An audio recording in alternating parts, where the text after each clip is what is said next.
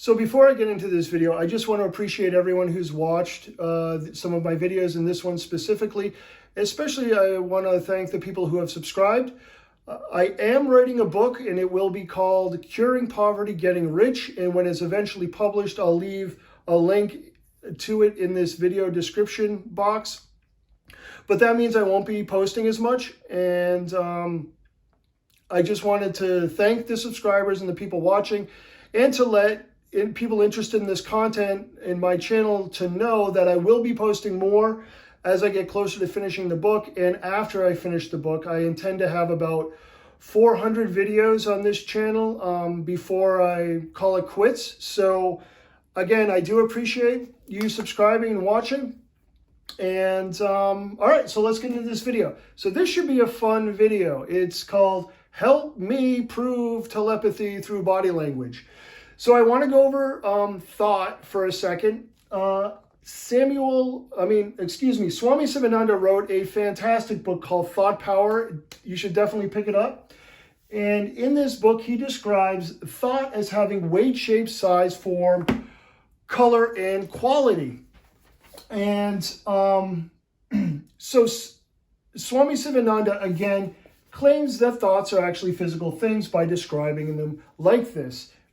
And the book Samael on Weor wrote the book, Perfect Matrimony. And in this book, he describes how we are in fact telepathic, which goes as follows. When somebody has a thought about us, that thought comes to us and enters through the umbilical center of our body, also known as the brain of emotion, which today we would call the enteric nervous system or the gut brain. So this thought of us comes to us and enters the umbilical center into the gut, where it eventually goes up to the brain, and we at some point become conscious of the thought.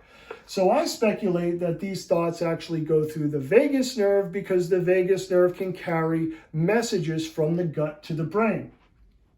So again, when somebody thinks about us, that thought that they thought comes to us and enters our body through the umbilical center, known as the brain of emotion, goes up into the brain, and at some point we become conscious of it. And this is my speculation that it goes through the vagus nerve. Now, when we have a thought of another person, the thought is released from the pineal gland in the brain. Okay, so what made me interested in proving telepathy with body language? Well, I had an experience where I was out talking with my neighbors, and I was just super tired. I didn't want anything to do with it. And over the course of the conversation, I blurted out something completely inappropriate, and something I would never even think or say to them under extreme circumstances. Nevertheless, when I thought this thing about them that was completely hostile and inappropriate, they both stepped backwards. So the husband and wife uniformly stepped backward in like a defensive position. And that got me to thinking that our thoughts are released into the environment, and they can actually be picked up by other people in a way that we can, determine that they've picked them up through body language. So it seemed to me, sorry to be roundabout, it seemed to me that my thought was causing their bodies to react without them consciously knowing, which brings me to my final source, What Everybody Is Saying, written by Joe Navarro, which is an ex-FBI agent, and he wrote a book on body language.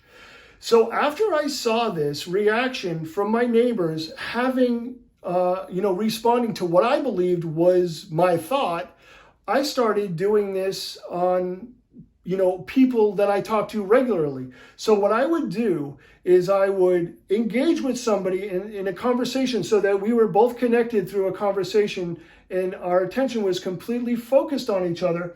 And out of nowhere, I would inject this hostile, egregious thought of that person that was totally out of context for the conversation that we were having, and read their body language. Now, I put tells, these body language reactions, that would be more in par with stress or aversion. So if somebody was uncomfortable, they would lean away. They would also rub their eyes, neck, and forehead and face. So they would be touching their face and neck a lot. So there's a lot of nerves in the face and the neck that when you rub them, it's kind of a self-soothe. It just soothes the nervous system. And people are often touching their face when they are under a stressful situation or they are uncomfortable. Also, covering or rubbing the neck or playing with a necklace. You may fix your tie or adjust the collar of your shirt. That's another indication of stress and discomfort, as well as shifting the feet away from the person, as if to say, I do not want to be around you anymore. So anyways, my request to you, the audience, is when you engage with someone and you have their complete focus and you are in sync with the conversation, inject a real hostile and uncomfortable thought and see if their body has any tells that they actually are receiving that thought in any way. So again, after I saw this reaction from my neighbors, that seemed very clearly to me that they were reacting physically to a thought that I have without consciously being aware of it, I started doing this to people around me. And I did it enough times where I would say, I believe that there's something to this. And I stopped doing it because honestly, I don't like having these hostile thoughts about people that are close to me.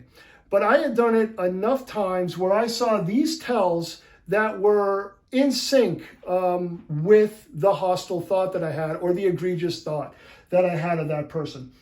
So my request to you is, if you want to help me prove any validity that we are telepathic and it can be detected through our body language, have a conversation with someone close to you and throw some real hostile thought in there. See if they have a tell similar to what I described on the board. You can also definitely buy and read this book if you want any more information about reading body language. And then comment in the description, in the comment section, and say, hey, listen, I tried this like 6 or 7 times. I hated doing it, and I didn't see anything that would indicate that their bodies were reacting to my thought.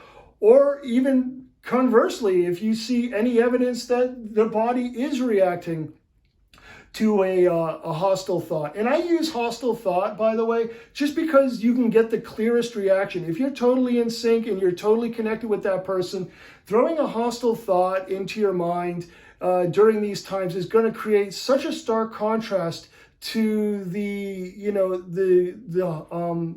conversation that you're having, that the reaction should be very stark and very precise, So that's why I recommend a hostile thought.